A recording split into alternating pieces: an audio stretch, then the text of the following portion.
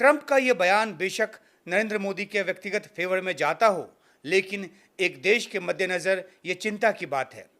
चिंता की बात यह है कि क्या भारत की रक्षा की जो बात है वो व्यक्ति केंद्रित हो गया है। क्या ट्रंप से दोस्ती के नाम पर पीएम मोदी ने भारत देश का स्थान गौण कर दिया है या गौण होने दिया है।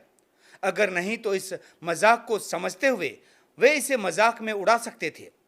सिंपल इंग्लिश में सेम टू यू नहीं कह सकते थे, क्योंकि इसका भी गलत अर्थ निकल जाता कि अमेरिका की ज़मीन पर अगर हमला होता है तो भारत क्यों लड़ने जाएगा, क्यों उसे बचाने जाएगा।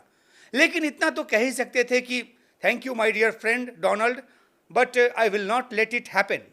या अगर हिंदुस्तानी भाषा में बात करें तो ये कि शुक्रिया मेरे दोस्त डोनाल्ड, लेकिन मेरे रहते ऐसी नौबत नहीं आएगी, ऐसी ज़रूरत नहीं पड़ेगी।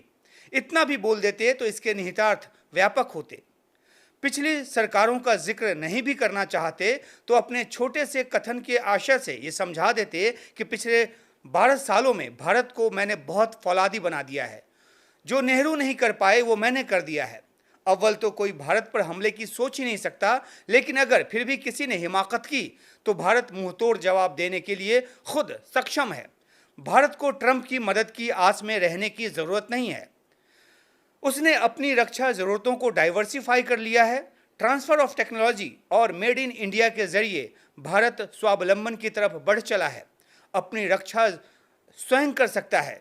हाँ, ठीक है कि उसे हथियारों और युद्ध के उपकरणों की ज़रूरत पड़ती है और वो कई देशों से लेता है, आगे भी लेता रहेगा, क्योंकि रक्षा अनुसंधान एक सतत प्रक्रिया है। लेकिन वह अपनी रक्षा संबंधी ज़रूरतों को एक संप्रभु देश के तौर पर बराबरी के आधार पर रक्षा समझौतों के साथ हासिल करता है, पैसा देकर खरीदता है, मुफ्त में नहीं लेता। उसे अमेरिका या ट्रंप की मौखिक दयानतदारी की ज़रूरत नहीं है।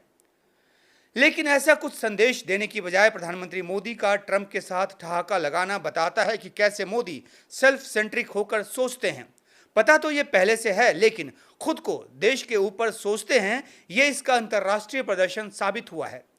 ट्रंप को न टोक कर उन्होंने अपनी 12 साल की सत्ता की उपलब्धियों पर भी प्रश्न चिन्ह लगा दिया है। ये संवाद सुनकर लगा कि पीएम मोदी को सच में ट्रंप की बैकिंग चाहिए भारत पर किसी हमले से निपटने के लिए।